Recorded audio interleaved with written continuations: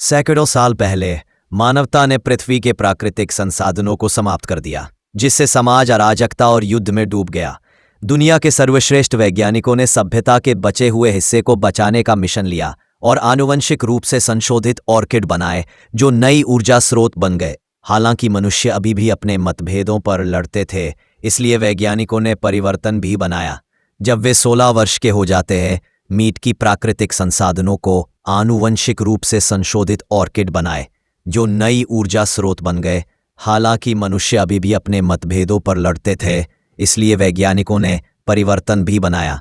जब वे 16 वर्ष के हो जाते हैं, मोरपंच एक जीवन परिवर्तनकारी ऑपरेशन से गुजरता है, जो उन्हें उनके सबसे परिपूर्ण स्व में बदल देता है। एली एक प्रीटी बनने का इंतजार नहीं कर सकती है और प्रक्रिया के बाद वह कैसी दिखेगी यह देखने के लिए लगातार आईने पर एक ऐप का उपयोग करती है।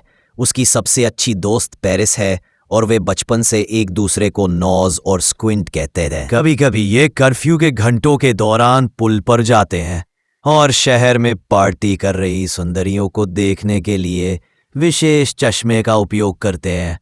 टैली 3 महीने में 16 साल की हो जाएगी, लेकिन पेरिस बड़ी है और कल उसका ऑपरेशन होने वाला है।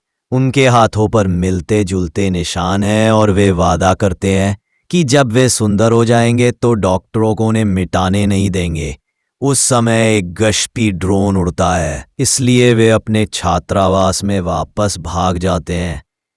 अगले दिन असेंबली के दौरान टैली ने अन्य छात्रों को द स्मोक पर चर्चा करते हुए सुना, जो शहर के बाहर एक छिपी हुई जगह है जिसका नेतृत्व डेविड नाम का कोई लड़का करता है। ऐसा कहा जाता है कि कई लोग शहर से भाग जाते हैं और वहां छिप जाते हैं, लेकिन अधिकांश छात्रों को नहीं लगता कि यह वास्तविक है। उस समय गवर्नर केबल का एक होलोग्राम प्रकट होता है और सुंदर और परिपूर्ण होने के महत्व पर भाषण देता है। फिर 16 वर्ष की आयु वाले सभी लोगों को बुलाया जाता है और टैली पेरिस को अलविदा कहती है और उससे 1 महीने में पुल पर मिलने के लिए कहती है।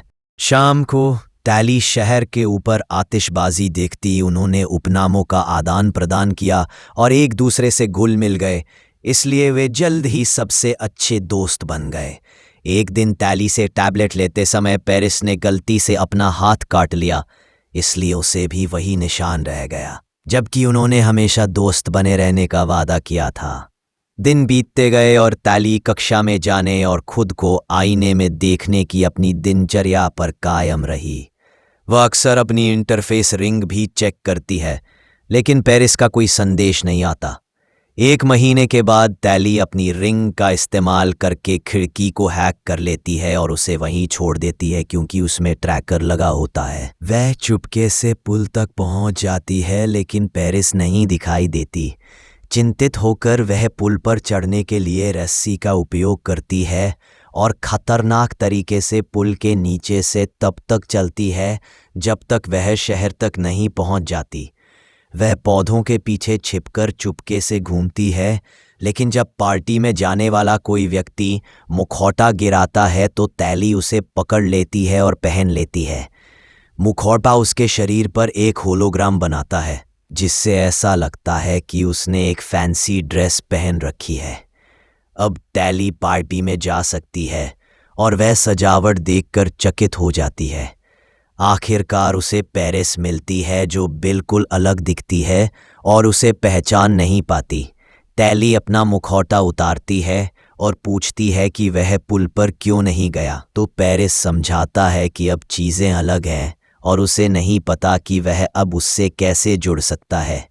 टैली को विश्वास नहीं होता कि वह क्या सुन रही है, और जब वह देखती है कि उसका निशान गायब हो गया है तो उसे एहसास होता है कि वह वास्तव में कितना बदल गया है।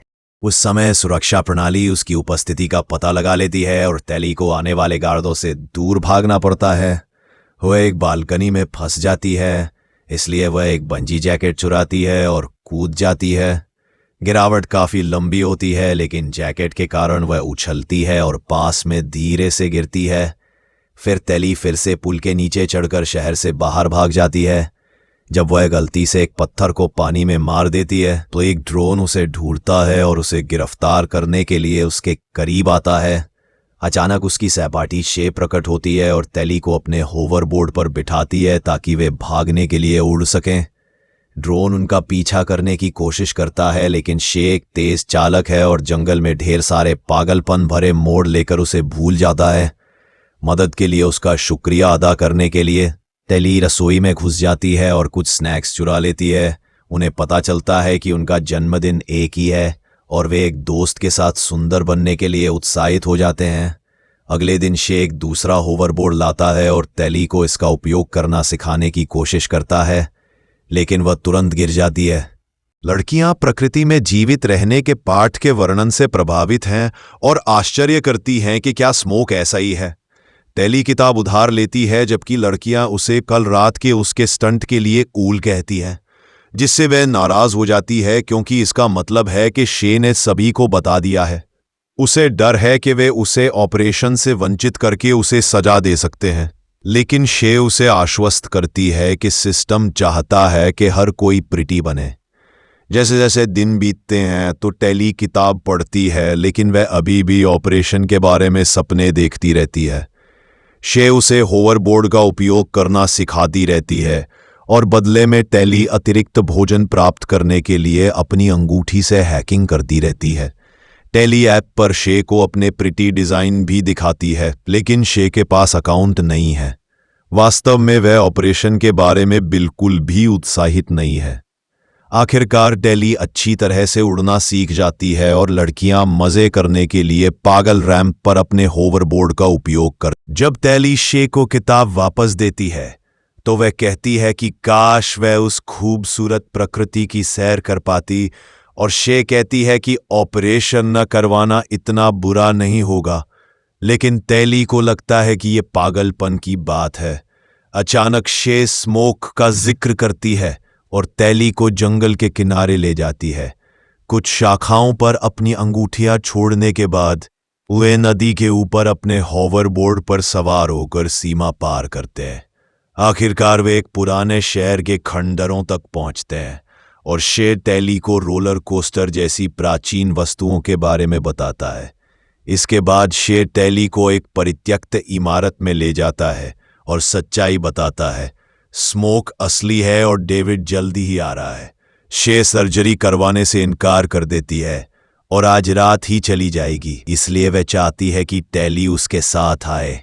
हालांकि तेली उसे यह कहते हुए मना कर देती है कि वह आज़ाद नहीं होना चाहती, वह सुंदर बनना चाहती है। परेशान शे उसे स्मोक तक पहुंचने के निर्देश देती है ताकि अगर तेली कभी अपना मन बदल ले तो वह उसे बचा सके, और डेविड की आग के संकेत का अनुसरण करते हुए एक अन्य इमारत में अपने होवरबोर्ड पर जाने से पहले उसे गले लगाती है। अगले दिन तेली का जन्मदिन था, इसलिए वह सर्जरी के लिए क्लिनिक जाती है। हालांकि वे उसे छोड़कर सभी को बुलाते हैं। फिर एक गार्ड उसे डॉक्टर केबल से मिलने के लिए विमान में ले जाता है, जो बताता है कि शे गायब है। तेली कहती है कि उसे कुछ नहीं पता, लेकिन केबल स्क्रीन पर उसके महत्वपूर्ण अंगों को देख सकता है, जो दर्शाता है कि वह झूठ बोल रही है।